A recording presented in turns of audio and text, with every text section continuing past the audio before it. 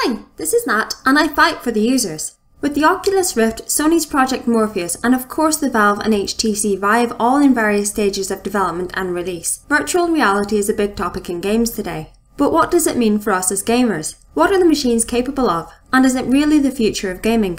Virtual reality headsets are the future. I remember hearing these words in the early 90s, when the sudden and dramatic prevalence of tech products, from mobile phones to home computing, and whispers of some global system of interconnected computer networks, led to TV shows like Tomorrow's World to speculate endlessly on the certain successes of technological accomplishments. I remember seeing very occasional demonstrations of these amazing VR sets being put on in shopping centres. We could watch those lucky enough to have a go and twist around with slack-jawed enthusiasm, and we could see what they were experiencing displayed on different monitors. Giant polygons flying around in terrible resolutions in an incomprehensible and wholly unrelatable mess of an environment. Yet it was amazing.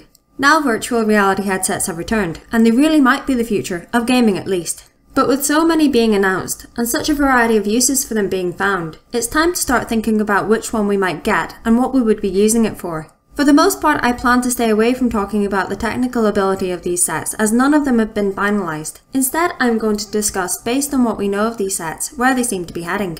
The Oculus Rift is perhaps the best known of all the current kits in development. Created by the magnificently monikered Palmer Luckey, with Wolfenstein and Doom legend John Carmack on board, and now owned by Facebook.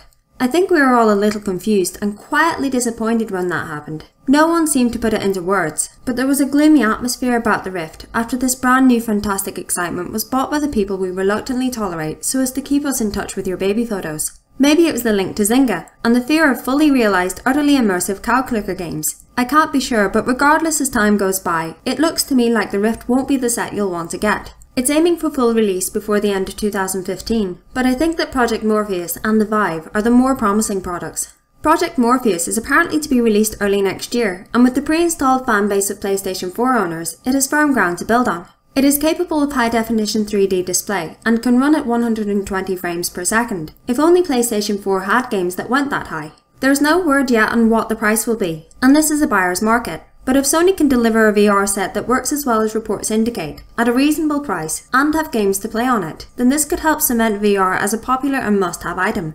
The Vive from HTC and Valve is another set that looks set to steal the Rift's thunder. Its association with Steam kind of sees to that for me. Steam is PC's largest gaming platform, and I believe that developers would happily prioritise optimising any game's VR functionality when it comes to the possibility of being featured on Steam's front page. It's too big of a carrot to ignore. And while I do not believe that the Rift will be ignored outright, I think that it will be gradually left out in the cold by the Valve factor. People seem to dislike or mistrust Mark Zuckerberg, and people like Gabe Newell.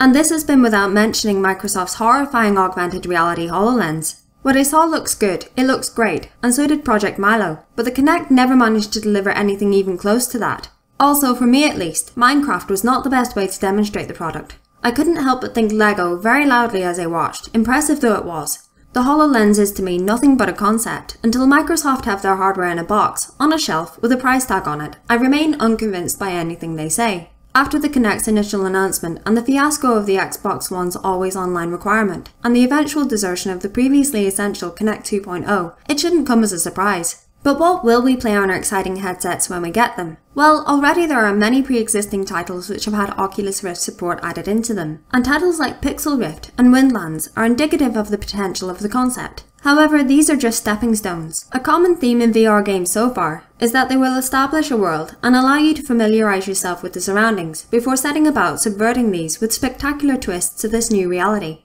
It sounds impressive, but it sounds like it would be more impressive if it was the exception, not the rule. Windlands in particular has you able to band around a cartoon world with amazing ease, and that's great, but it's a game that's short on actual gameplay. We're seeing a lot of tech demos. The most important conclusion I have around virtual reality is that if it succeeds this time, then it really will change the way we game. Not in an absolute sense, but it has the potential to be the analog stick, three-dimensional environment or online functionality style of change. If it is a success, then the games that will really make it, the games that will be the must-own VR games, will be unlike anything we have at the moment. I also think this is what VR must achieve to avoid ending up as just a gimmick. They have to be different, otherwise what can they offer us that a much cheaper multi-monitor setup cannot? We are Dinoslippers USB. If you like this video, then fight for the users and click on the like button. If there's anything you'd like to add, unless it's about Lawnmower Man, then leave it in the comments below. And if you really like this video, then click subscribe and check out my other videos.